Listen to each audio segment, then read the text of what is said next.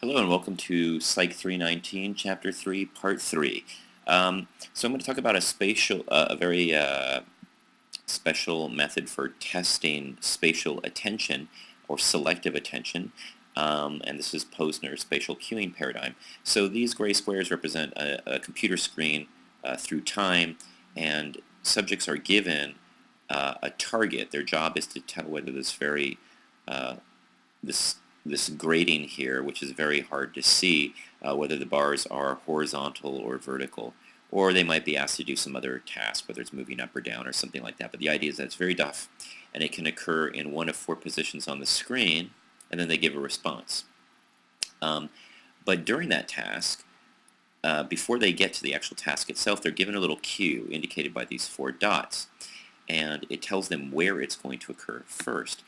This is the spatial cueing paradigm, and when they're given a spatial cue that's reliable, processing is enhanced. They do better on the task. But then on like 10% or 5% of the trials, the cue actually points them to the wrong direction, and their performance is absolutely terrible when that happens, worse than if they had no cue at all. So there's benefits for spatial cueing. Um, And when we allocate our attention, there's three steps to it. We disengage our attention from wherever we're at. We redirect it somewhere, just like we were making an eye movement, and then we re-engage elsewhere. And these three tasks are actually managed by different parts of the brain. So patients with damage to one part of the brain or another will show different disorders of attention. So you can see disengaging, moving attention, and engaging or enhancing your attention are completed by the posterior parietal lobe, the superior colliculus, and the pulvinar. Respectively, different brain regions for this task. Another way of measuring attention is using event-related potentials, and event-related potentials are averages of EEG brain activity. So you can measure brain activity through the skull using little diodes, like we talked about in our methods section. When you average a bunch of those together, you get it's called the ERP, the event-related potential. And you can look for different trends over time. It's not very good for telling you where things occur, but it can tell you when something happens. And for example, this subject was asked to pay attention to some type of attention-demanding task, and presumably there was a condition where they were just passively viewing the stimulus, and then one where they were engaged in an attention-type task. So that's the difference here, attended versus unattended. And you can see the blue line indicates that when they were attending to the task, there's actually an increase in ERP, in the magnitude of the ERP, as reflected by this increased negative potential there. And we tend to refer to these, they're just particular brainwaves that are generally involved in attention. We refer to these as positive or negative, and by the milliseconds that they occur after. So this would be the N100 waveform, and this might be somewhere right here, like maybe a P300 waveform. So 300 milliseconds in the positive direction, as indicated by the sign. But ERPs are really interesting because they tell us how much energy or electrical activity is devoted to a particular task. We can also use other techniques like PET or MRI. EEGs have actually been employed in video games and for measuring people's responsive to things like product advertising or television commercials and things like that. So you can see when something is interesting or more demanding, brain activity goes up overall. So another way of measuring attention is through visual search tasks. In the next two slides, I'm going to your task is to find the black O. Okay, ready? I'm going to show it for about 1 second. Probably not very hard to find that one, right?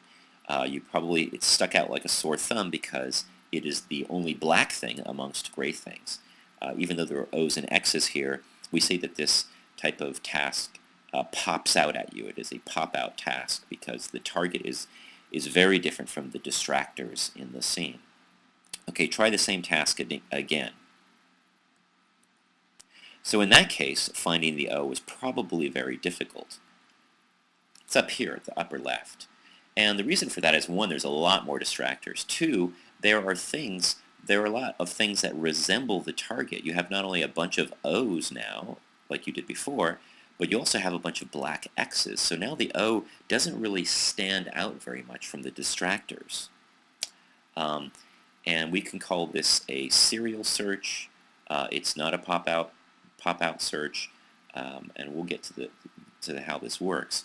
But some searches are very, very demanding of attention, and some are very, very easy depending on the relationship of the target versus the distractors. So a lot of vocabulary coming up here. We say that there are automatic processes, things that happen easily in a search task, like the first search you did. It's otherwise known as parallel search, and we'll get to that name for a while in a little bit, a slide or two. So automatic processes, they occur without intention, without effort, without conscious awareness. Control processes, like maybe that second search, are otherwise known as a serial search. And they're a little more difficult. It depends on the number of distractors, the amount of time it takes to make a decision, how many targets there are.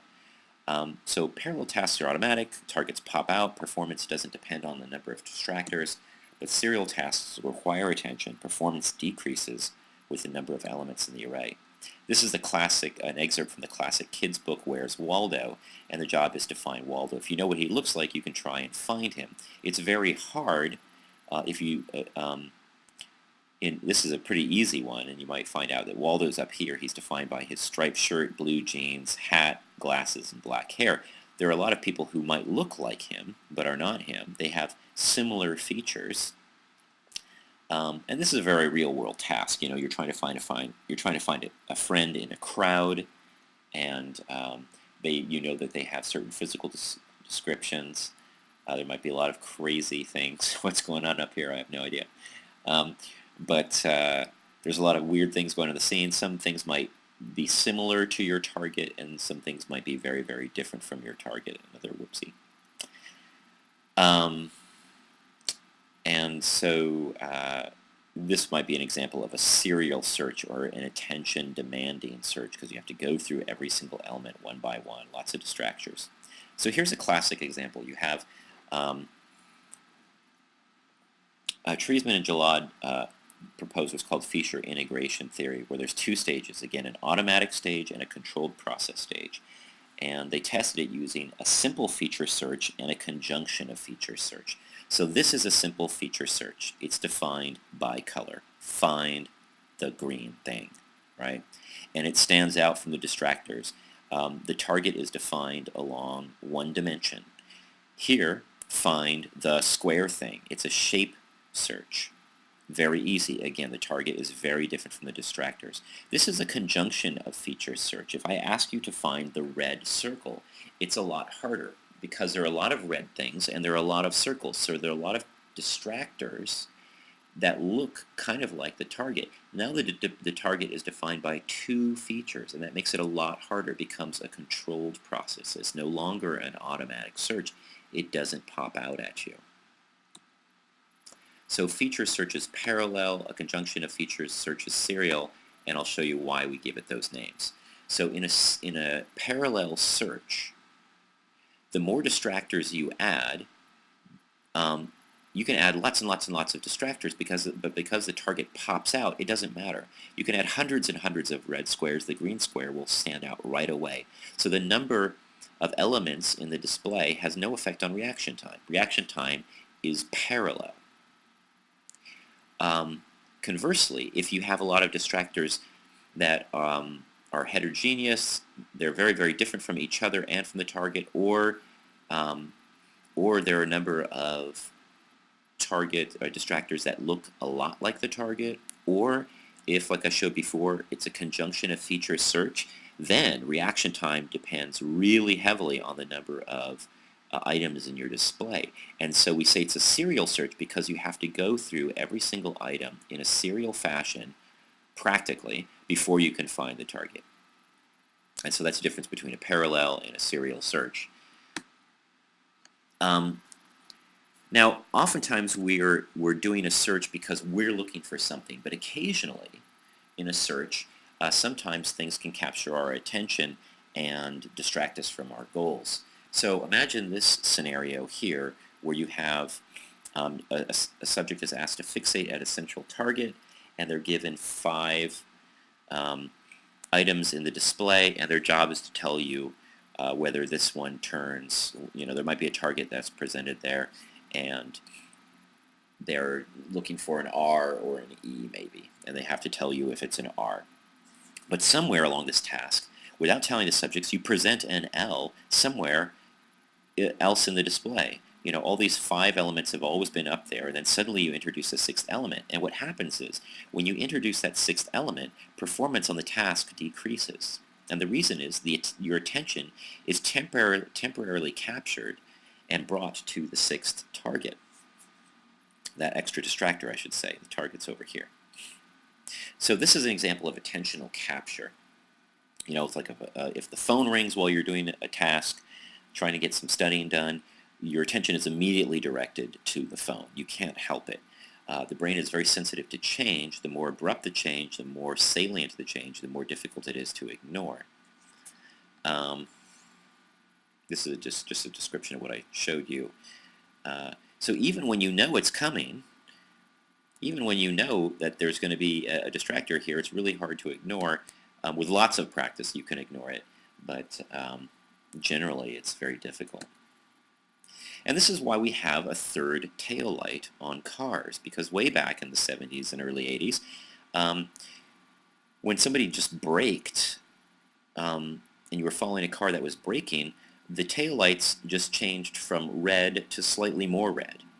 And that was a very subtle change, and there was a lot of accidents as a result of that, a lot of rear-ending going on between cars. So they decided to introduce a new stimulus, something that would only turn on when you were braking. So it was going from nothing to red.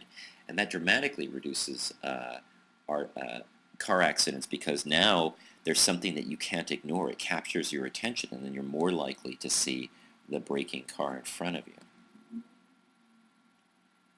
So I'm going to spend just a couple quick minutes now on divided attention. That's all selective attention. Divided attention has to do with multitasking and dual task performance. A lot of people believe that they can multitask. They operate under an illusion, however. And one experiment showed that when subjects are trying to take dictation while also reading a separate short story aloud, they're pretty terrible at this task right away. It's very hard to pay attention to one thing and do another. But you could improve the performance of the reading over time. So are they truly doing 2 things at once?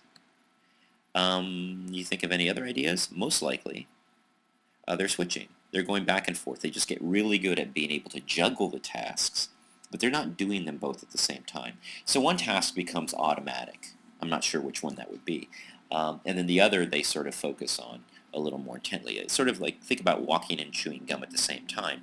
It's easy to do because walking is automatic. It's very easy to do. You don't have to think about it. But if you have 2 tasks that are very difficult, then it's really hard to multitask, right? So this brings up the notion of chunking. Combining 2 tasks makes it a lot easier to do both tasks. Take, for example, a pianist. When a pianist is first learning a piece of music, there's a lot of decisions that have to be made by the right hand and a lot by the left hand. And normally when you're learning a piece of, or doing 2 very different things at the same time, it's very, very, very difficult. But over time, the pianist chunks this, and the pianist will no longer think of the left hand and right hand as separate, but eventually just say, oh, these are the same motion. I'm making the same decision, but I'm executing it in 2 hands. Just like walking and chewing gum. I'm doing 2 things, but I'm really only making 1 decision. So a lot of our motor movements are very, very complicated. Once we've practiced them, we've sort of chunked that information together so that we can execute a large number of tasks with 1 simple decision. Okay, I'm going to get into the rest of this in the next slide. I am out of time for this one.